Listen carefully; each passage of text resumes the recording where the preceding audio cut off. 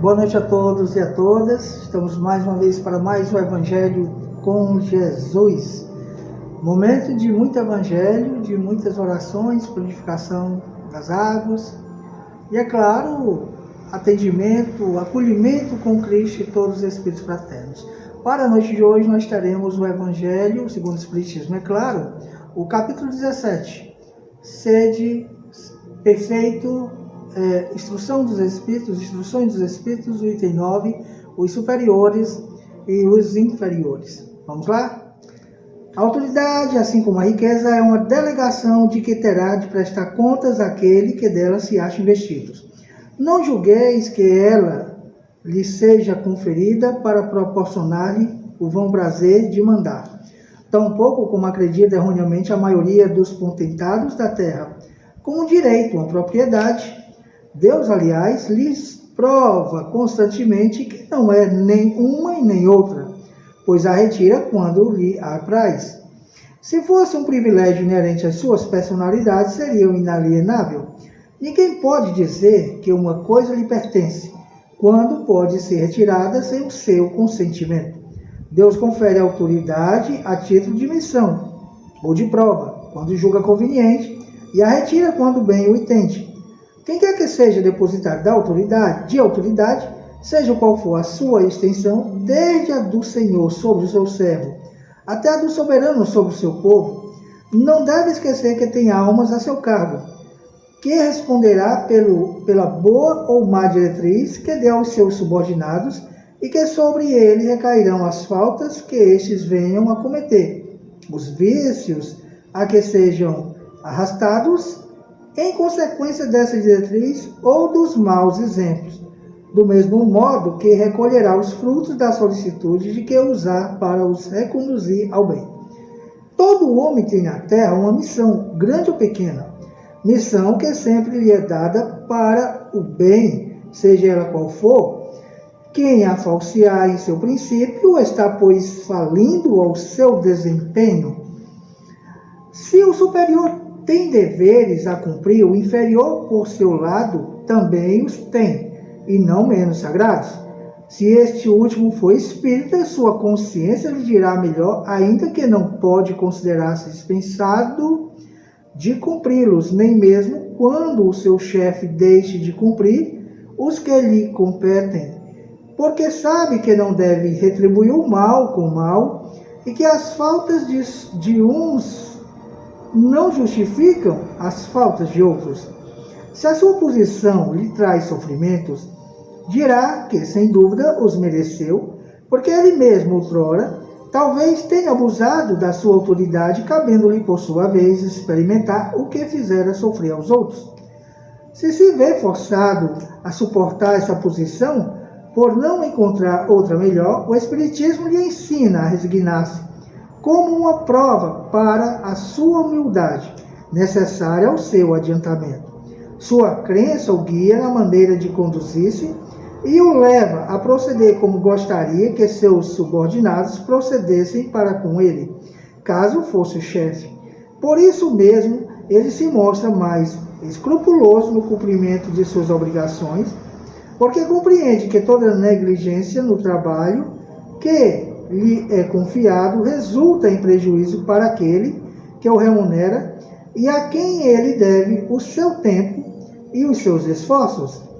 Numa palavra, ele é induzido pelo sentimento do dever que a fé lhe dá e pela certeza de que todo desvio do caminho reto implica uma dívida que, cedo ou tarde, terá de pagar. Aqui, esse evangelho, como todos os outros, né, é uma verdadeira luz que vem nos trazer e nos possibilitar o autoconhecimento de como é que nós estamos nos conduzindo a cada dia. O Evangelho dos Espíritos são tão claros quando ele diz que tudo nós temos que prestar contas. Tá? E em se tratando de riqueza, quando se tem riqueza e da autoridade, não é diferente. Riqueza e autoridade é um direito, não é um direito, e nem é uma propriedade nossa, até porque Deus os tira quando Ele quer, tá certo? E é claro que aquele que conseguir vencer, porque pode ser tanto são provas como são missões. E muito mais penoso será se fracassar. Isso nós não podemos deixar de ter essa certeza. Tá? E é claro, colherá muitos frutos se souber vencer essa prova e missão. Será motivo de muita alegria. Tá? A luta será para não cometer abusos. Tá certo? Em que situações? Se eu tenho uma riqueza, será que eu estou administrando essas riquezas de uma forma sensata, onde essas riquezas estão sendo administradas para o bem dos próximos, da coletividade? E se eu tenho autoridade, será que eu estou tratando os subordinados de uma forma racional, sensata e cristã? De modo que quem não tem também essa riqueza, não deixa de ser uma prova. Como quem não tem autoridade, está na condição de subordinado, não deixa de ser também uma prova. E aqui os Espíritos começam a alargar nossas consciências quando ele diz que nós teremos que prestar contas. Como foi tu administrou essa riqueza? E como foi que tu tratou teus subordinados? Tá? Tem outro ponto interessante, é que quando ele coloca que o espírita, ele terá condições de compreender essas relações. Tanto o espírita que, se estiver com autoridade ou com riqueza, ele deverá saber, pelo menos é assim que se pensa, como administrar essa riqueza e como se administrar essa autoridade para com os seus subordinados. E é claro que o espírita, ele, estando na condição de não ter a riqueza, como estando na condição de não ter autoridade, ele deverá ser obediente e resignante. Essa relação de conhecimento entre uma realidade e outra, nós como espíritas, devemos a cada dia buscar estar vigilantes sobre essas questões, como nós estamos nos conduzindo diariamente. Daí é importante o nosso autoconhecimento no dia a dia. Me lembro de Estevão, na condição de escravo. Mesmo como escravo, era resignante, ele era paciente. E assim devemos ser cada um de nós. Jesus nos ensinava sempre essas questões. Que cada um de nós continuemos a estar sempre com Jesus, com os Espíritos fraternos, alargando essas nossas consciências, compreendendo a nossa posição que estamos hoje. Que Jesus esteja a cada dia com cada um de nós. Que os Espíritos fraternos continuem nos intuindo e nos assistindo sempre. Muita paz. Continuemos com o Evangelho, com oração. Que assim seja.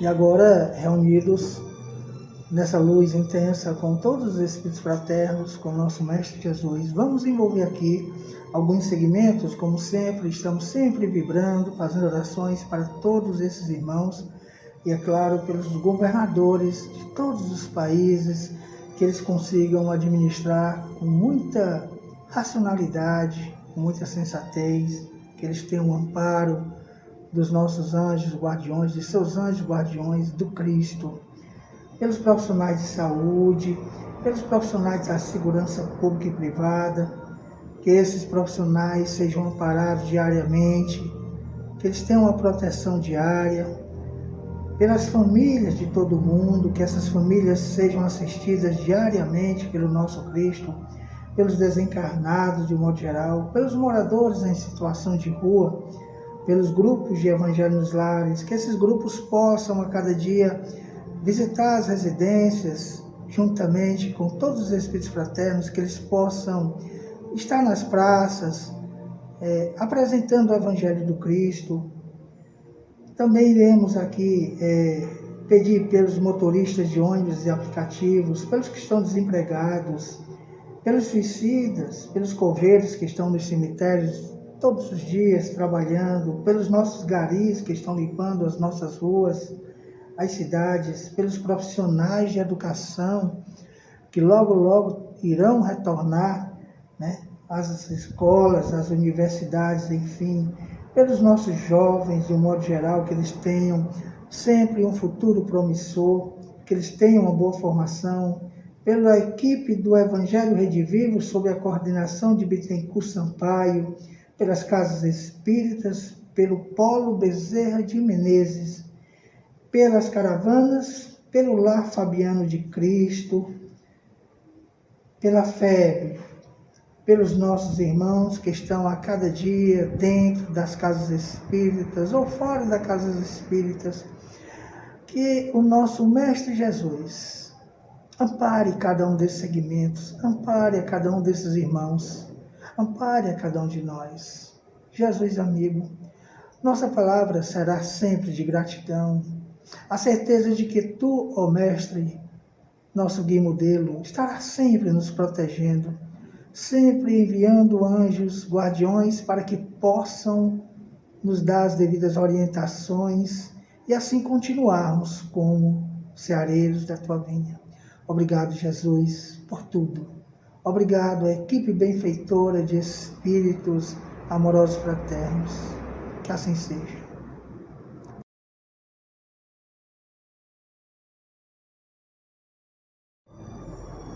E agora, todos nós, depois deste maravilhoso Evangelho, esta luz do Cristo, depois dessas orações para todos esses irmãos, todos esses segmentos que já estão tendo o amparo do Cristo e os irmãos fraternos, esses espíritos benevolentes que já começam a fluidificar nessas águas, colocando substâncias medicamentosas que atenderão às necessidades de cada um de nós. Essas águas que abastecem as nossas casas, que estão dentro das nossas casas, reservatórios, rios, lagos, lagoas. Jesus amigo, muita gratidão. Aos Espíritos fraternos, muito obrigado por fluidificar todas essas águas. Obrigado, Jesus. Hoje, amanhã e sempre. Muita paz.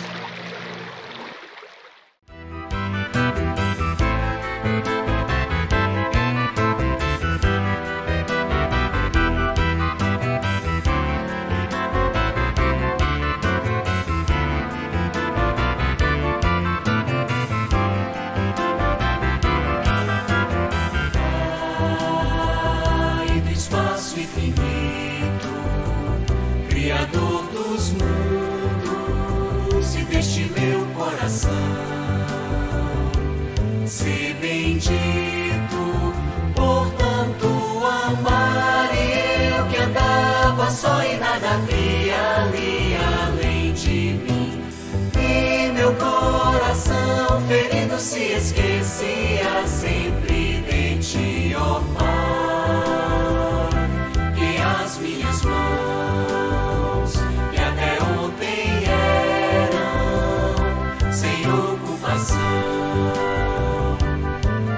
hoje sejam tuas para socorrer, amar com gestos de carinho teu nome levar, e meus olhos que antes só as trevas viam possam trabalhar por ti, meu Pai Criador. Se preciso for partir ou ficar, ser teu servo cheio de amor, e eu que andava só e nada via ali além de mim. Vejam só que lindo, sinto que Jesus está comigo aqui.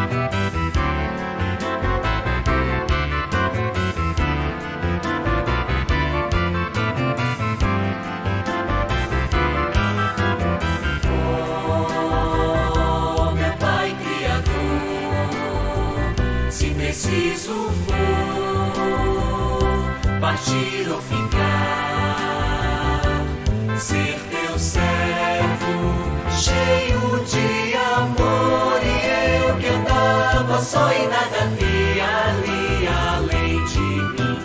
Vejam só que lindo, sinto que Jesus está comigo.